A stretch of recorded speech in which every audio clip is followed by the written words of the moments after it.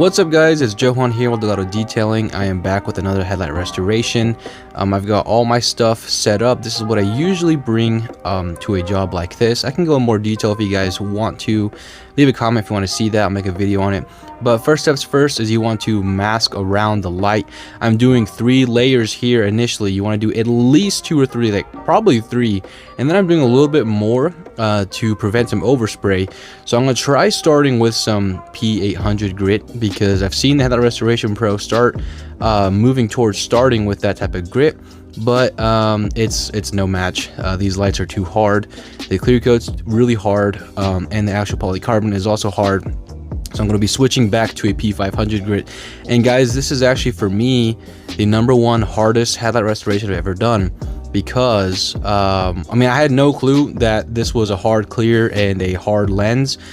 Maybe somewhere in the video, the Headlight Restoration Pro, maybe he talked about these, but the hardest obstacle I faced was the fact that there was like a flare in this light. There was like a bubble, a bulge in the middle. It's not a completely flat light.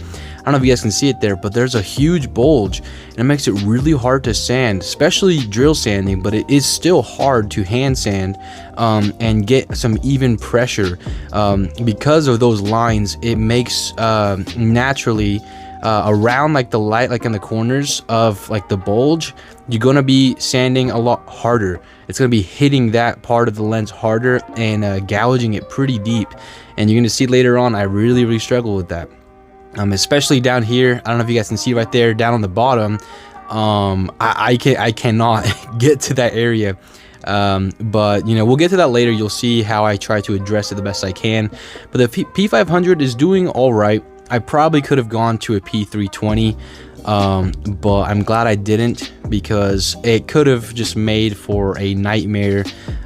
So yeah, so I went ahead and just started with the P500. I much rather use like 3 or 4 P500s than use one 320 and have to use a whole bunch more to just try to get rid of those sanding marks. So here I'm doing a little bit of hand sanding to try to help me around the corners. And this is what I do to try to hit that lower part, because with the drill, no matter what angle I was using, I couldn't hit it, because if I was hitting it, I was hitting the top of the bulge. I didn't want to sand there. I wanted to sand kind of in the recess, and it was so hard. And even with hand sanding, I was not able to get it to the same degree as everything else. So you'll see I ended up just kind of giving up, leaving it at that. It's a really small part. It's right underneath the bulge, so it's not going to be exposed to a whole lot of UV. So it shouldn't be that big of an issue. I know it's a little cringe. I'm not doing it completely, but here you see me. I'm going again. I believe this is, I forgot what grit I'm using, but whatever. I'm going again. I think this is a P800 grit now.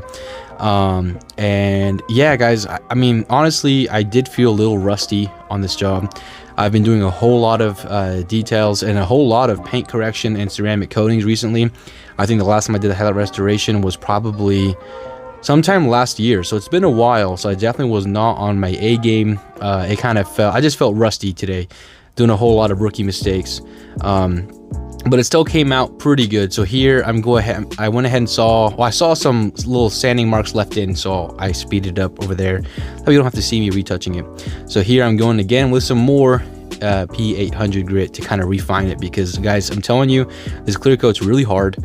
And they just did not want to let go of those P500 grit sanding marks. Like, I don't know what I was doing wrong. I wasn't putting any pressure, just did not want to let go of it. Like, this light just did not like me today. So I'm going to continue doing some more P800 grit, and I will get back in with you guys whenever I move on to the next step.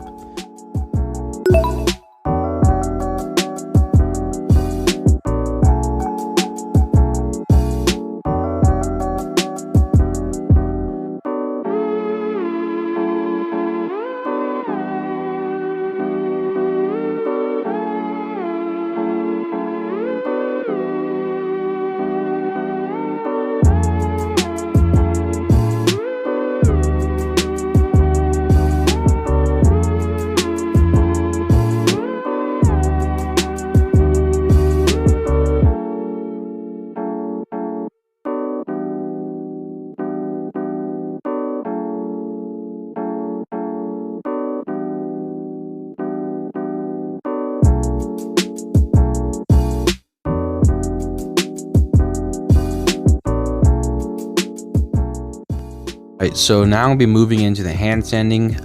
So I'm putting an interface pad on this little hand sander tool, and I'm gonna be doing some vertical, like linear lines to help me with the next step. But you'll see in a little bit that I actually didn't do much. Like I'm telling you, these P500 grit sanding marks just did not want to come out. And then I also ended up struggling getting the P800 grit sanding marks. I don't know what's wrong with this light or what's wrong with my technique. I just was not having a good time. That line was really annoying me. It was really bugging me, but there's really nothing I could do. I tried everything.